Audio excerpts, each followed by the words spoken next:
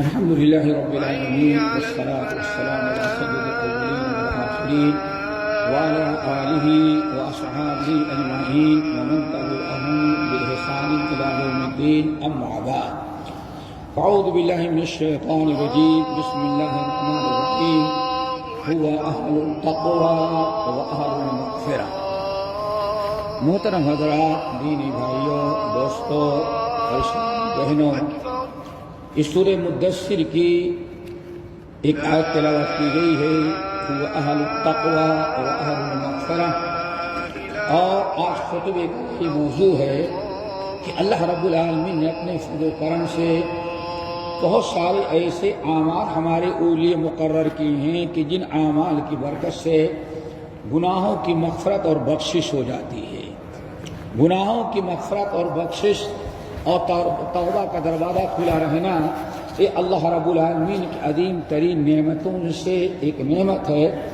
مستدرک حاکم وغیرہ کی حدیث بسند صحیح، نبی علیہ السلام کے سامنے کفار مکہ آئے اور کہا کہ یا محمد صلی اللہ علیہ وسلم، یا محمد، دیکھیے آپ کہتے اللہ کے نبی ہیں اور ہم کہتے نہیں، آپ جھوٹ بولتے ہیں، اللہ کے نبی نہیں ہیں.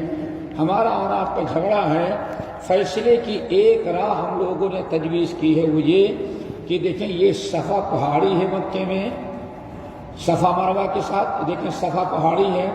اللہ تعالیٰ اگر اس کو آپ کہیں، اللہ تعالیٰ اگر اس پہاڑی کو سونے کی پہاڑی بنا دیتا ہے تو ہم سب کے سب لوگ مسلمان ہو جاتے ہیں. انہوں نے بڑی عجیب سے شرط رکھی، اگر یہ پہاڑی اللہ تعالیٰ سونے کی بنا دیتا ہے تو ہم سارے لوگ کلمہ پڑھ کے مسلمان ہو جاتے ہیں. نبی علیہ السلام رحمۃ اللہ علیہ تھے اور اپنی قوم کی امت کی ہدایت کی بڑی فکر. فَلَعَلَّكَ بَاخِعٌ نَفْسَكَ عَلَىٰ آثَارِهِمْ إِن لَّمْ يُؤْمِنُوا بِهَٰذَا الْحَدِيثِ أَسَفًا. معلوم پڑتا ہے کہ اگر یہ لوگ ایمان نہ لائے تو ہمارے صدمے کہ آپ اپنے آپ کو ہلاک کر ڈالیں گے. بہت زیادہ آپ کو فکر تھی. نبی علیہ السلام کا دل باغ باغ ہوا اور فوراً اللہ تعالیٰ کی طرف رجوع کیا کہ اللہ تعالیٰ آپ کے لیے تو کوئی مشکل نہیں، بہت ہی آسان ہے. لیکن اگر مکے والوں کے مطالبے کے مطابق جو میری قوم ہے، میری امت یہ کہہ رہی ہے کہ اگر یہ سونے کا صفا پہاڑی کو اللہ تعالیٰ سونے کا پہاڑ بنا دیں تو ہم سارے لوگ ایک ہی وقت میں کلمہ پڑھ کے مسلمان ہو جاتے ہیں. اللہ آپ کے لیے تو کوئی مشکل نہیں ہے. اگر آپ صفا پہاڑی کو سونے کی بنا دیں تو پورے مکے میں انقلاب آ جائے، پورے لوگ مسلمان ہو جائیں. یہ تجویز پیش کی اور نبی علیہ السلام نے اللہ تعالیٰ کی طرف رجوع کیا. اللہ رب العالمین نے فرمایا اے محمد صلی اللہ علیہ وسلم، ہم دو چیزیں آپ کے سامنے رکھتے ہیں.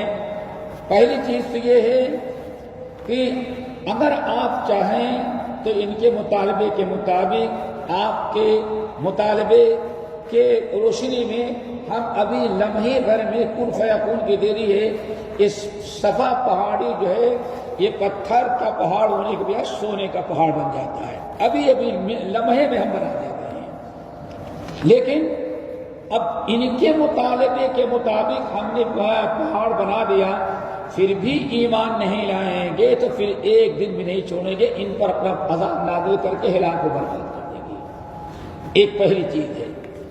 نمبر دو، آپ ان کو چھوڑ دیں، ان کو ان کی حالت پر چھوڑ دیں. آپ اپنا دعوت کام کرتے رہیں، انہیں اسلام کی طرف بلاتے رہیں. اگر یہ ایمان لا لیتے ہیں تو ٹھیک ہے، ورنہ ہم نے توبہ کا دروازہ ان کے لیے کھلا ہوا ہے. جب بھی یہ توبہ کریں گے، کفر چھوڑ کر کے ایمان لانا چاہیں گے، ہم نے توبہ کا دروازہ کھلا رکھا ہے. ہم ان کا ایمان قبول کر کے پچھلی زندگی کے سارے گناہوں کو معاف کر دیں گے. اب فیصلہ آپ کے ہاتھ میں، بتائیں آپ کیا پسند کرتے ہیں. یہ دو راہیں ہیں. نبی علیہ السلام نے یہ بات سنی تو فرمایا اللہ ہم کو ہی دوسری چیز چاہیے. ہمارے امت کے گنہگاروں کے لیے توبہ کا دروازہ کھلا رہے، یہ سب سے بڑی نعمت ہے.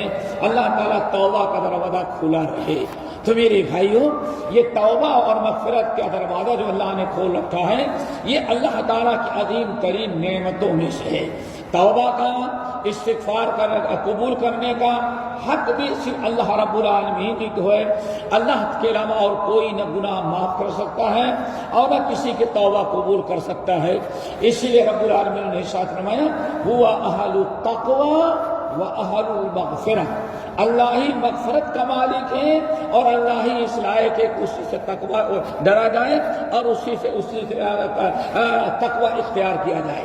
تو میرے بھائیوں، یہ اللہ رب العالمین کا حق ہے اور یہ بندوں پر اللہ تعالیٰ کی مہربانیوں میں سے ایک عظیم ترین مہربانی ہے. اللہ رب العالمین نے ماہ رمضان جو ہے مغفرت اور بخشش کا مہینہ بنایا تھا. جیسے کہ آپ شروع رمضان سے سنتے آئے ہیں کہ خصوصاً 3 اعمال بہت بڑے ہیں رمضان کے اندر. نمبر 1 اللہ تعالیٰ نے روزہ، نمبر 2 رات کا قیام، نمبر 3 لیلۃ القدر. یہ تینوں اعمال جو ہیں ان کی سب سے بڑی فضیلت جو بیان کی گئی مغفرت اور بخشش کی. آن فرمایا من صام رمضان ایمانا واحتسابا غفر له ما تقدم من ذنبه. جس انسان نے ماہ رمضان کا روزہ رکھا ایمان اور احتساب کے ساتھ، اللہ سے فرماتے ہیں غفر له ما تقدم من ذنبه، تو پچھلی زندگی کے ان کے سارے گناہوں کو اللہ معاف کر دیتا ہے. رمضان آنے کا مطلب ہے کہ مغفرت اور بخشش کا دروازہ کھلا ہوا لے کر کے آ رہا ہے. نمبر 2 میرے بھائیوں، دوسرا عمل جو ہے قیام رمضان، ماہ رمضان کا قیام کرنا، تراویح کی نماز اور رات کی عبادت کرنا. آپ حضرات نے حدیث سنی برابر، من قام رمضان ایمانا واحتسابا غفر له ما تقدم من ذنبه. جو انسان ماہ رمضان کا قیام کرتا ہے اجر و ثواب کی نیت سے، اخلاص کے ساتھ، یقین کے ساتھ، تو اللہ رب العالمین تراویح کی برکت سے، رمضان کی راتوں میں قیام کی برکت سے اس کے زندگی کے سارے گناہ معاف کر دیتے ہیں. لیکن یہ بھی مغفرت و بخشش کا ذریعہ. نمبر 3 آپ نے ارشاد فرمایا اس مہینے کے آخر میں، اس مہینے میں اللہ نے ایک رات رکھی ہے جو لیلۃ القدر ہے. لیلۃ القدر کے متعلق اللہ نے فرمایا من قام لیلۃ القدر ایمانا واحتسابا غفر له ما تقدم من ذنبه. جو انسان لیلۃ القدر کا قیام کرتا ہے ایمان اور احتساب اخلاص کے ساتھ، تو لیلۃ القدر کی برکت سے بھی پچھلی زندگی کے سارے گناہ معاف کر دیے جاتے ہیں. رمضان کا ایک ایک لمحہ، چاہے دن ہو یا رات، پورے ایک مہینے میں اللہ تعالیٰ یہ 3 بڑے اعمال ہیں، تینوں کا سب سے بڑا اجر و ثواب اللہ نے مغفرت اور بخشش بتائی ہے. برابر سنتے آئے ہوئے ہیں. رمضان اگر انسان رمضان چلا بھی جائے تو لیکن اللہ نے توبہ استغفار کا جو دروازہ کھلا ہے وہ توبہ استغفار کا دروازہ اللہ بند نہیں کرتا. تو میرے بھائیوں، رمضان کے علاوہ بھی بہت سارے ایسے اعمال ہیں جس کے ذریعے انسانوں کے گناہ معاف کر دیے جاتے ہیں، جن میں سے ہم آپ کے سامنے چند کا تذکرہ کرتے ہیں. نمبر 1 میرے بھائیوں، ایمان اور عمل صالح. اگر انسان صدق دل کے ساتھ گناہ چھوڑ دے، ایمان اور عمل صالح کرنے لگے، تو اللہ تعالیٰ اس کے گناہوں کی مغفرت کر دیتے ہیں. سورہ طٰہٰ کی بڑی مشہور آیت وَإِنِّي لَغَفَّارٌ لِمَن تَابَ وَآمَنَ وَعَمِلَ صَالِحًا ثُمَّ اهْتَدَىٰ.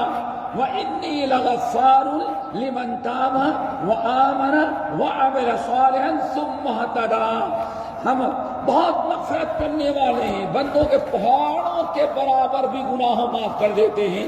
اسی لیے ایک موقع پر نبی علیہ السلام کے سامنے کچھ صحابی آئے، کہیں گے یا رسول اللہ ارأیت ان اصبت اذنبت ذنبا. ذرا بتائیے، ہم نے اگر کوئی گناہ کیا تو اور توبہ کریں تو معاف کر دے گا اللہ تعالیٰ؟ آپ نے فرمایا اگر توبہ کرو گے تو تمہارے گناہوں کی مغفرت ہو جائے گی. پھر اس نے کہا ارأیت یا رسول اللہ ان اذنبت، یا رسول اللہ اگر دوبارہ میں نے گناہ کیا پھر توبہ کروں گا پھر اللہ معاف کر دے گا؟ آپ نے فرمایا پھر معاف کر دے گا. پھر تیسری مرتبہ اس نے کہا یا رسول اللہ ارأیت ان اذنبت ذنبا، اگر میں نے تیسری مرتبہ ہم سے کوئی گناہ ہو جائے اور توبہ کرے تو پھر اللہ معاف کر دے گا؟ آپ نے فرمایا پھر معاف کر دے گا. صدق دل سے توبہ ہونی چاہیے. بار بار وہ پوچھتا رہا تو آخر میں آپ نے فرمایا میاں تب تک ارأیت کرتے رہو گے. سن لو، انسان گناہ سے توبہ کرتے کرتے کرتے تو تھک جاتا ہے، لیکن اللہ اپنے بندوں کو معاف کرنے سے کبھی نہیں تھکتا۔ اللہ بندوں کو بے انتہا معاف کرتا ہے۔ تو اللہ نے فرمایا وَإِنِّي لَغَفَّارٌ لِمَن تَابَ وَآمَنَ وَعَمِلَ صَالِحًا ثُمَّ اهْتَدَىٰ۔ اللہ فرماتے ہیں میں بڑی مغفرت کرتا ہوں جو شخص توبہ کرے، توبہ کرے اور توبہ کرنے میں سچا ہو، مومن ہو، وَآمَنَ وَعَمِلَ صَالِحًا اور عمل صالح اگر کرتا رہے، ثُمَّ اهْتَدَىٰ اور اب تو گناہوں سے توبہ کرنے کے بعد اگر ہدایت پر قائم رہے تو ہم اس کی زندگی کے گناہ کو معاف کر دیتے ہیں، اس کی مغفرت کر دیا کرتے ہیں۔ تو اس طرح سے ایمان اور عمل صالح کے علاوہ ایک دوسرا عمل بہت ہی اہم ہے جس سے انسان کے گناہوں کی مغفرت ہو جاتی ہے دوستو، وہ ہے وضو کرنا صدق کے دل کے ساتھ۔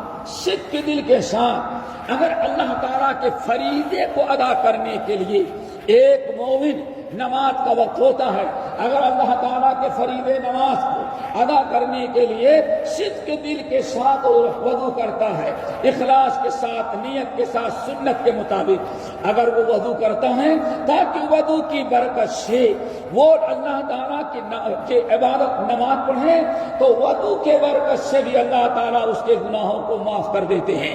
چنانچہ بڑی مشہور روایت ہے متفق علیہ صحیح بخاری اور مسلم کی، آپ نے ارشاد فرمایا من توضأ نحو وضوء هذا ثم صلى ركعتين ولا يحدث فيهما نفسه غفر له ما تقدم من ذنبه۔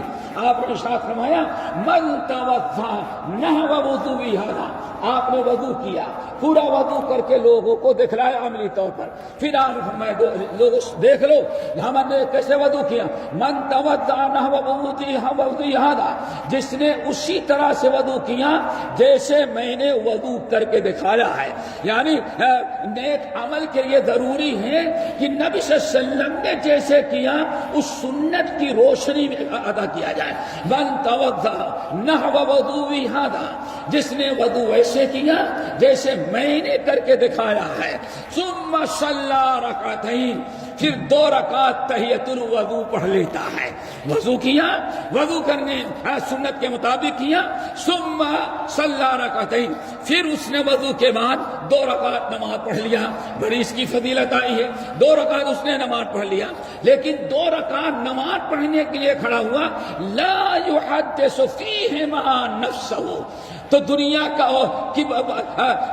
بہت ساری دنیا کی چیزیں نہیں سوچ رہا ہے، دل و دماغ حاضر ہے، نماز کے اندر خشوع خضوع ہے، نہ دنیا میں دنیاوی کاموں میں ہے، نہ ادھر ادھر دماغ بھٹک رہا ہے، نہ کھیل کود لہو لعب میں۔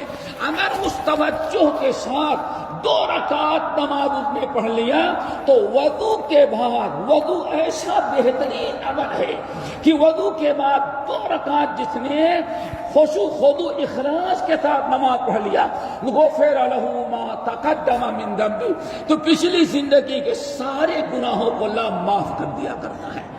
انسان روزانہ جتنا چاہے گناہوں کی مغفرت کروائے، لیکن مشکل کیا ہے، ہم ذرا بڑی لاپرواہی سستی کرتے ہیں۔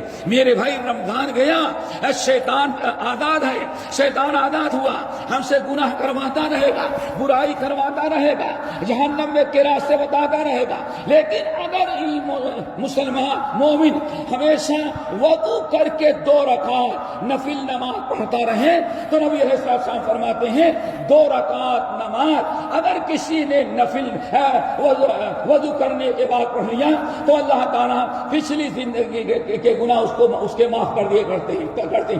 کتنی بڑی نعمت ہے، ذرا صحیح بخاری کی حدیث پر غور کرو دوستو، نبی علیہ السلام فجر کی نماز پڑھائے اور فرمایا یا بلال دلنی علی ارجى عمل عملتہ، تم کون سا بڑا عمل کرتے ہو ذرا بتاؤ۔ یا رسول اللہ ہم آپ کے سامنے رہتے ہیں، آپ کے خادم ہیں، ہر وقت آپ کے سامنے ہے، سفر میں، حضر میں ہم کیا کرتے ہیں آپ کو سب معلوم ہے۔ ہم تو سمجھتے ہیں کہ کوئی ایسا عمل نہیں ہمارا خصوصی کہ ہم آپ کو بتائیں ہاں میں یہ بڑا عمل کرتا ہوں، بس اتنا ہے کہ آپ ہمارے سارے اعمال کو دیکھتے ہیں۔ آج فرمایا نہیں، جتنے اعمال کرتے ہو اس کے علاوہ جو میں نے نہیں دیکھا ہے اور تم کوئی عمل کرتے ہو اس کو بتاؤ۔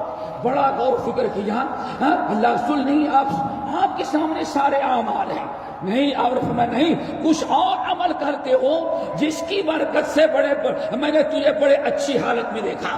بہت غور فکر کیا، کہنے لگے یا رسول اللہ اب میری یہ سمجھ میں آتا ہے میں ایک نیکی کی بڑی پابندی کرتا ہوں، باوضو رہنے کی کوشش کرتا ہوں، اور جب بھی وضو کرتا ہوں تو 2 رکعات نفل پڑھ لیتا ہوں۔ آج فرمایا یہی تمہارا خصوصی عمل ہے۔ بلال میں نے اس لیے پوچھا کہ مجھے اللہ نے جنت کی سیر کرائی تو میں نے دیکھا تم ہم سے آگے آگے جا رہے تھے، مجھے فکر ہوئی کہ بلال کون سا اتنا بڑا عمل کرتا ہے کہ جنت میں ہمارے آگے آگے چلا جا رہا ہے۔ آج پتا چلا یہ 2 ہمیشہ باوضو رہتے ہو، وضو کے بعد 2 رکعت جو نماز پڑھ لیتے ہو، اس کی برکت سے میں نے دیکھا تو جنت میں ہم سے آگے آگے سیر کر رہا ہے۔ اللہ تعالیٰ سے دعا کرو ہمیں بھی ایسے اعمال کرنے کی توفیق نصیب فرمائے۔ میرے بھائی کام عمل بڑا چھوٹا ہے لیکن دل صاف ہو، اوپر والے کی رضا مقصود ہو تو چھوٹا عمل بھی اللہ تعالیٰ کے ہاں بہت بڑا بن جایا کرتا ہے۔ نمبر 2 میرے بھائیو، اللہ تعالیٰ کے ہاں بہترین اعمال میں سے جو عمل ہیں جن کے ذریعے ہماری دنیا آخر بہت ساری چیزیں سنور جاتی ہے، وہ بھی دعا مغفرت کے لیے، استغفار کے لیے، بخشش کے لیے بہترین اعمال میں سے ہے۔ اللہ ہمیں اس کی بھی توفیق نصیب فرمائے۔ یہ حدیث بھی مسند احمد بن حنبل اور سنن ترمذی کے ہے، بڑی طویل حدیث ہیں، سب کو بیان کرنا ناممکن ہے۔ خلاصہ یہ ہے آپ نے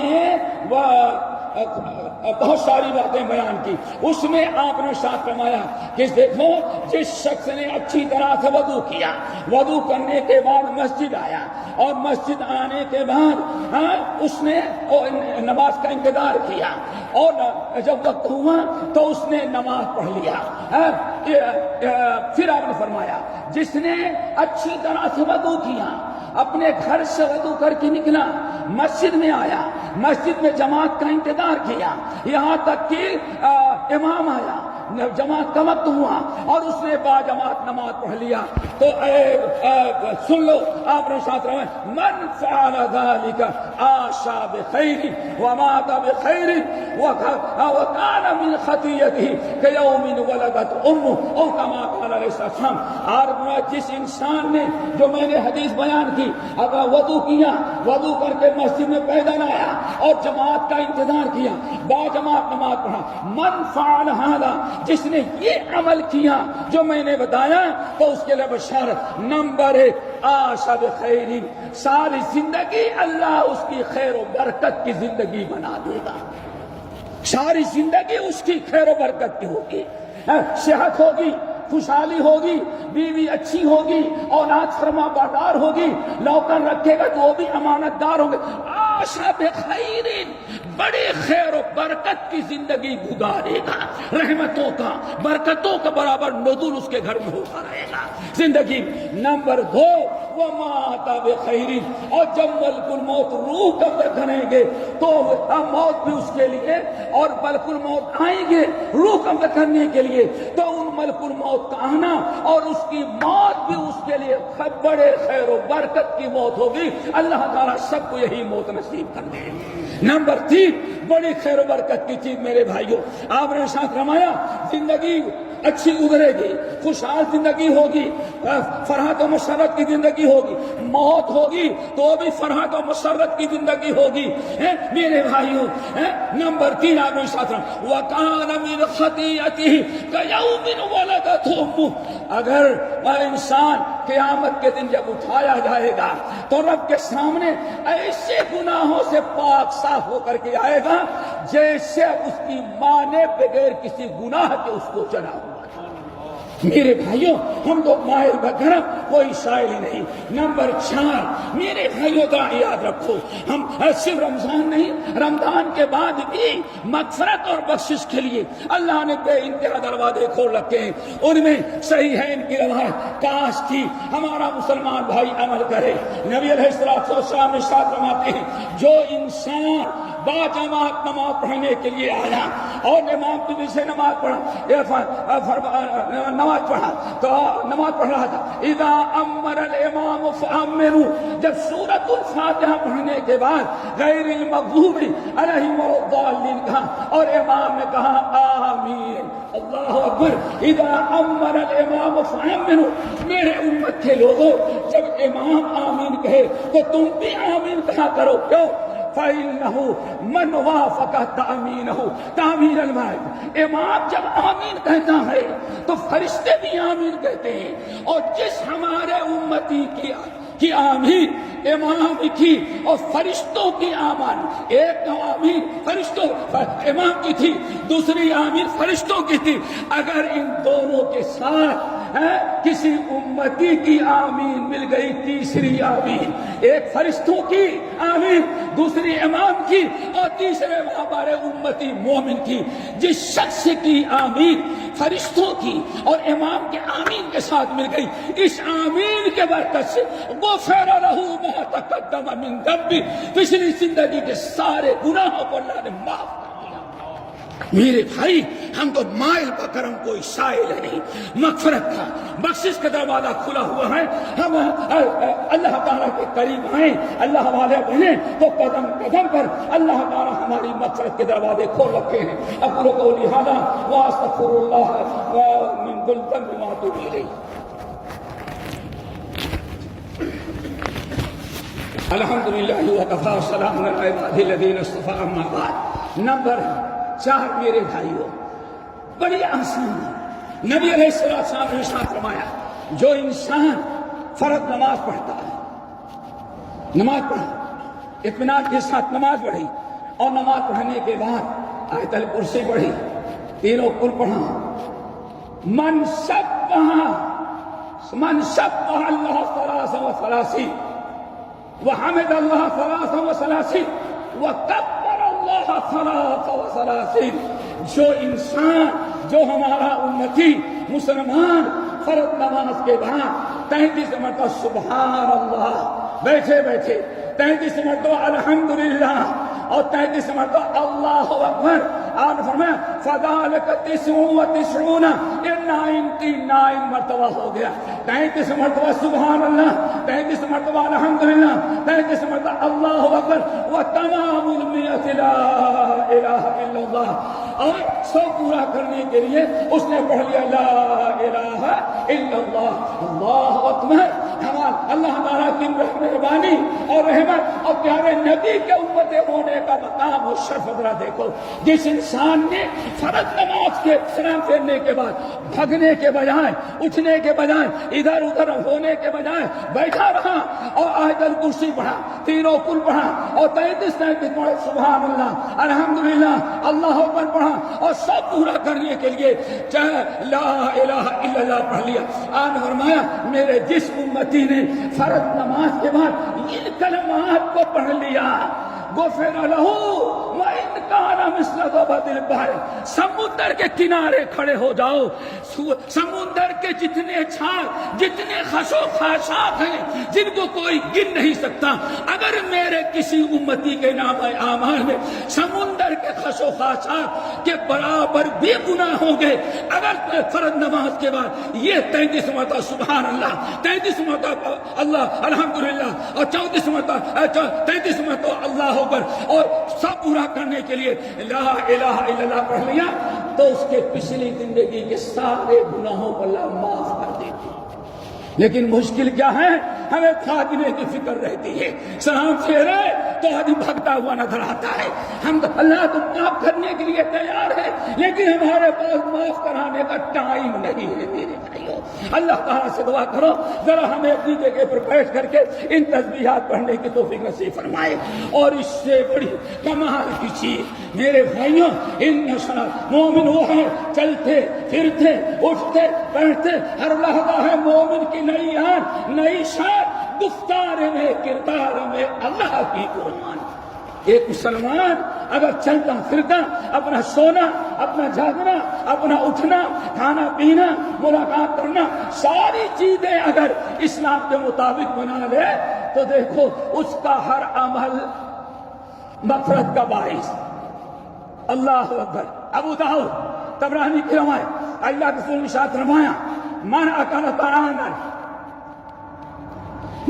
طعاما، جس نے کوئی کھانا کھایا صبح سے پتہ نہیں کتنے مرتبہ کھا چکے ہوں گے، کھا کے گئے ہوں گے آئے دوستوں کا پتہ نہیں کتنا کھا ڈالے ہوں گے، اگر مغفرت کرانا چاہیں تو راستہ کھلا ہے. من اکل طعاما، جس نے کوئی کھانا کھایا، کھانا کھانے کے بعد ثم قال، پھر کہا الحمدللہ الذی اطعمنی من غیر ورزقنی ہے، الحمدللہ الذی اطعمنی ھذا الطعام ورزقنی من غیر حول منی ولا قوہ.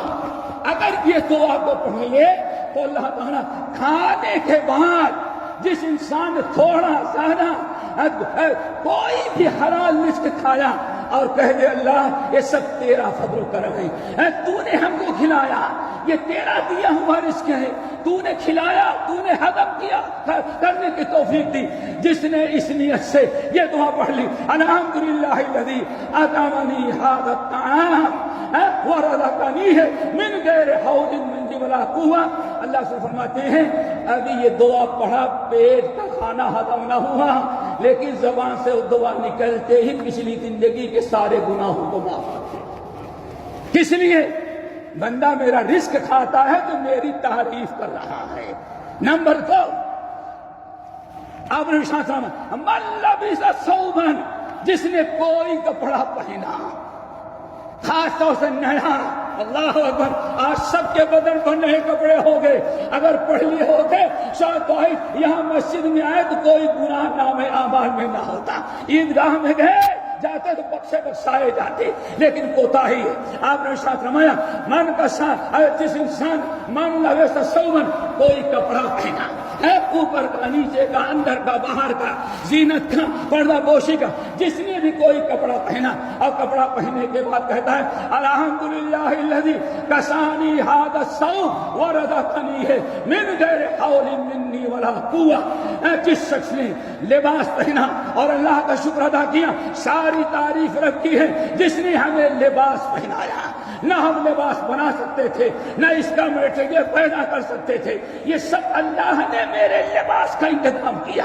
جس نے اس پر اللہ تعالیٰ کا شکر ادا کیا، اللہ کی حمد کی، اللہ سے فرماتے ہیں بدن پر کپڑا جاتے ہی بندے نے جیسے دعا پڑھی اللہ نے دعا کی برکت سے پچھلی زندگی کے سارے گناہوں کو معاف کر دیا.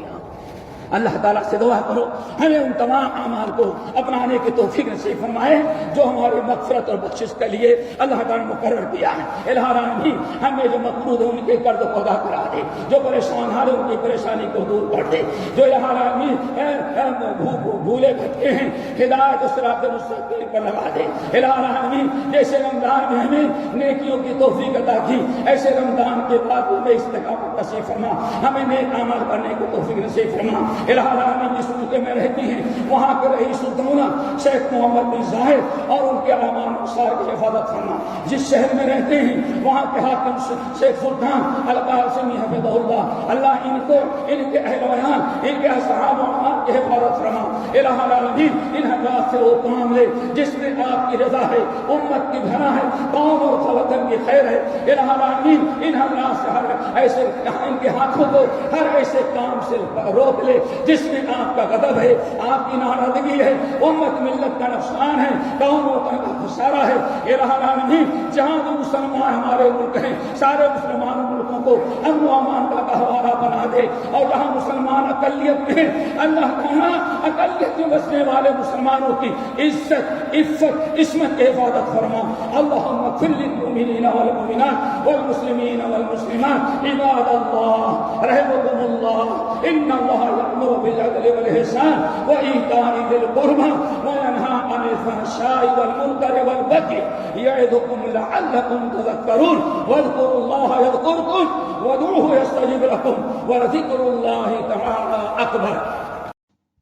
ہمارے چینل کو سبسکرائب کیجیے اور بیل آئیکن کو دبانا نہ بھولیے تاکہ آپ کو نئی ویڈیو برابر ملتی رہیں. لائک اور شیئر کرنا نہ بھولیے.